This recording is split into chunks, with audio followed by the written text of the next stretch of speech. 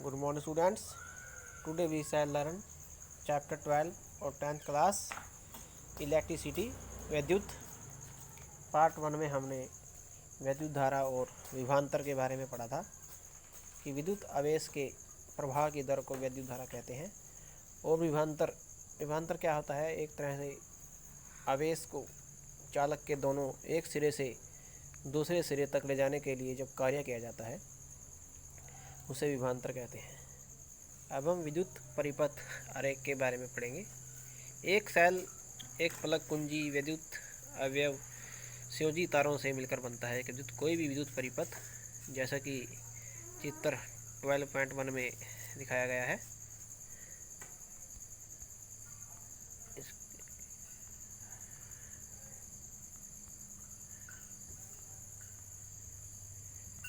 इसमें हम देखते हैं कि विद्युत परिपथ में एक बल्ब, अमीटर, कुंजी और एक बैटरी लगाई गई है और इसमें संयोजी तारें, इन सब से मिलकर एक विद्युत परिपथ बनता है। एमीटर के दो सिरे हैं, धनात्मक और ऋणात्मक। विद्युत परिपथ आरेख में आपने सभी अवयवों के प्रतीक याद करने हैं, ये लिखने आने चाहिए। जैसे विद्युत सेल को हम प्लस और माइनस से डिनोट करते हैं। इसका एक सिरा थोड़ा आपने लंबा दिखाना है, छोटा होता है।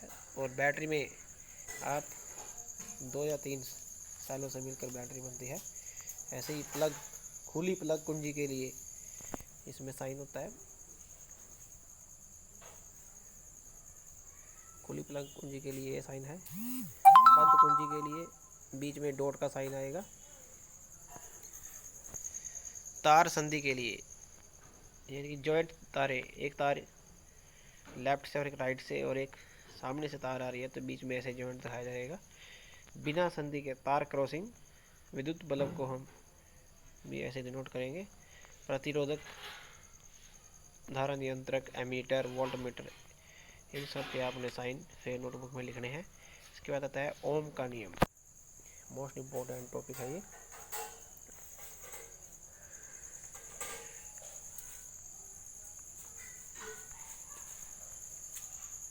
ओम के नियम में हम पहले ये एक क्रियाकलाप देख लेते हैं, एक्टिविटी।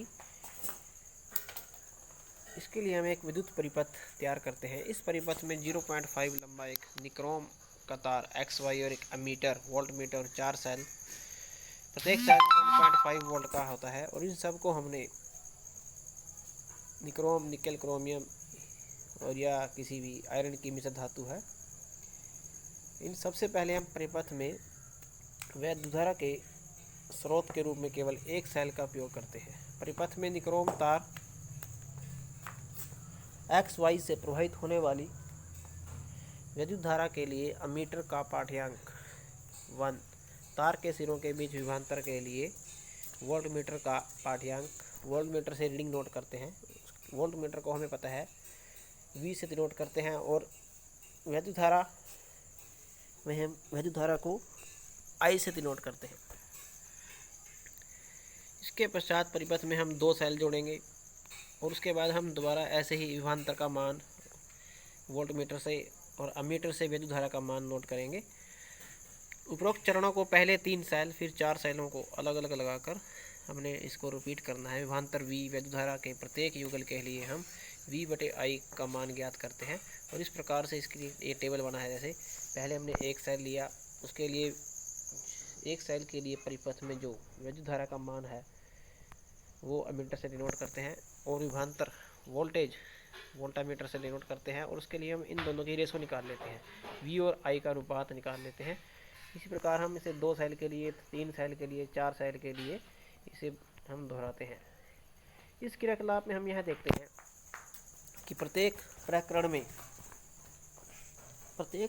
में V/I का लगभग एक ही मान प्राप्त होता है। इस प्रकार VI का ग्राफ यदि हम देखते हैं तो इसमें स्ट्रेट लाइन आएगा। विभवांतर और विद्युत धारा का मान सरल रेखीय ग्राफ यह दर्शाता है कि जैसे जैसे तार में विद्युत धारा प्रवाहित होती है, विद्युत धारा का मान बढ़ता है तो विभवांतर का मान भी बढ़ता है। यही ओम का नियम है।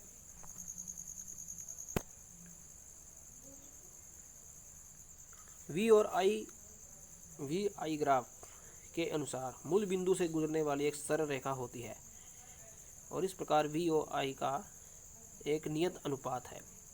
1827 में जर्मन भौतिक वैज्ञानिक जॉर्ज साइमन ओम ने किसी धातु के तार में प्रवाहित विद्युत धारा आई तथा उसके सिरों के बीच विभवांतर में परस्पर संबंध का पता लगाया था।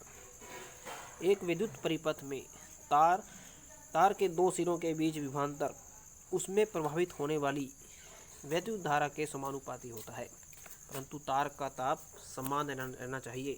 इसे ओम का नियम भी कहते हैं। इस प्रकार ओम के नियम के अनुसार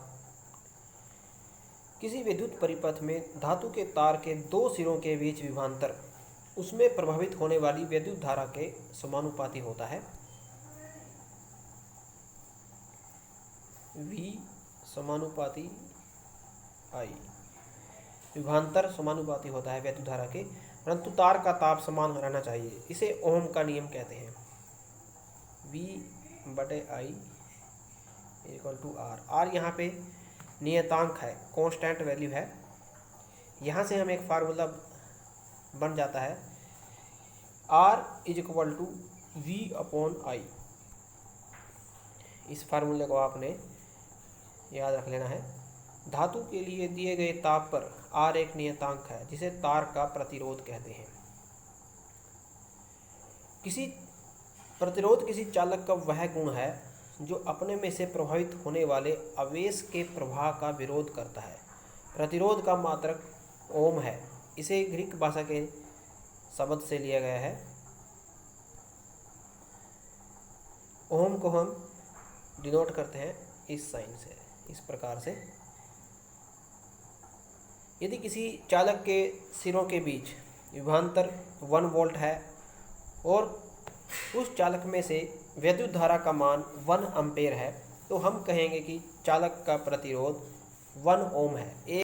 1 ओम की परिभाषा है, यदि किसी चालक के दोनों सिरों के बीच 1 वोल्ट का विभवांतर है और उसमें 1 एम्पेयर विद्युत धारा प्रवाहित होती है, तब हम कहेंगे कि उस चालक का प्रतिरोध 1 ओम है।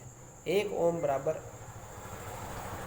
1 वोल्ट बटे 1 एम्पेयर। वोल्ट को हम V से डिनोट करते हैं और एम्पेयर को हम A से डिनोट करेंगे, कैपिटल A से। इस प्रकार यह स्पष्ट है कि किसी प्रतिरोधक से प्रभावित होने वाली विद्युत धारा उसके प्रतिरोध के व्युत्क्रमानुपाती होती है। यदि किसी चालक का प्रतिरोध अधिक है तो इसका मतलब यह है कि उस चालक में विद्युत धारा का मान बहुत कम है।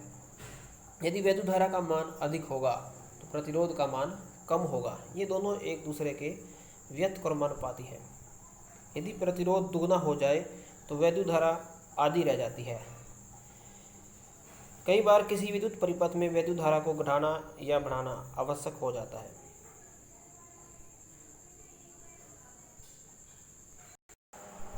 इस प्रकार हम देखते हैं किसी विद्युत परिपथ में परिपथ के प्रतिरोध को परिवर्तित करने के लिए प्राय एक युक्ति का प्रयोग करते हैं जिसे धारा नियंत्रक कहते हैं। धारा नियंत्रक एक ऐसी युक्ति है जो विद्युत धारा के मान को कम या ज़्यादा करती है। इस प्रकार हम एक क्रियाकलाप और करके देखेंगे। इस क्रियाकलाप में हम से यह निष्कर्ष निकलता है कि विभिन्न अवयवों के लिए विद्युत धारा का मान अलग अलग होता है। सभी चालकों के लिए विद्युत धारा के प्रवाह के लिए सभी चालकों में विद्युत धारा का प्रवाह अलग अलग होता है। जैसे हम घर के अंदर मोस्टली जो तारें होती हैं तांबे की होती हैं, तांबे की एल्युमिनियम की ली जाती है, क्योंकि तांबे की तार का जो प्रतिरोध होता है वो बहुत ही कम होता है। किसी चालक का प्रतिरोध जितना कम होगा उसमें विद्युत धारा का मान उतनी ही सरलता से प्रभावित होगा। अभी हमने पढ़ा कि किसी चालक का प्रतिरोध विद्युत धारा के प्रवाह के या विद्युत धारा के व्युत्क्रमानुपाती होता है। क्योंकि हम जानते हैं कि किसी चालक में इलेक्ट्रॉनों की गति के कारण ही विद्युत आवेश चलता है। इलेक्ट्रॉनों की गति ही विद्युत आवेश है। चालक के भीतर इलेक्ट्रॉन गति करते हैं और चालक के भीतर इलेक्ट्रॉन गति करने के लिए स्वतंत्र नहीं होते। जिन परमाणुओं के बीच ये गति करते हैं उन्हीं के आकर्षण के द्वारा इनकी गति नियंत्रित हो जाती है। इसी प्रकार किसी चालक से इलेक्ट्रॉनों की गति उसके प्रतिरोध द्वारा मंद हो जाती है। एक ही साइज के चालकों में वह चालक जिसका प्रतिरोध कम होता है अच्छा चालक होता है।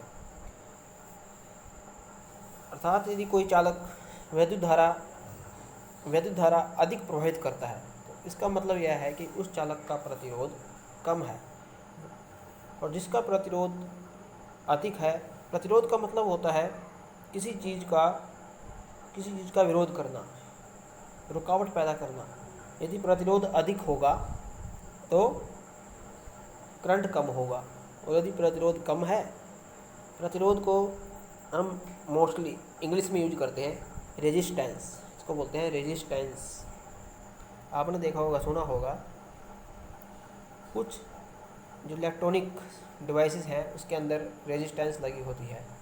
इसमें 5 एम्पेयर 10 एम्पेयर प्रतिरोध का मतलब ओम की क्योंकि प्रतिरोध को हम ओम में लेते हैं, तो 5 ओम 10 ओम इस प्रकार से रेजिस्टेंस लगा होता है, प्रतिरोध का मान लगा होता है। नेक्स्ट जो टॉपिक है वह कारक जिन पर किसी चालक का प्रतिरोध निर्भर करता है। वे कौन कौन से कारक हैं, कौन कौन से फैक्टर हैं जो प्रतिरोध को प्रभावित करते हैं, जिन पर डिपेंड करता है।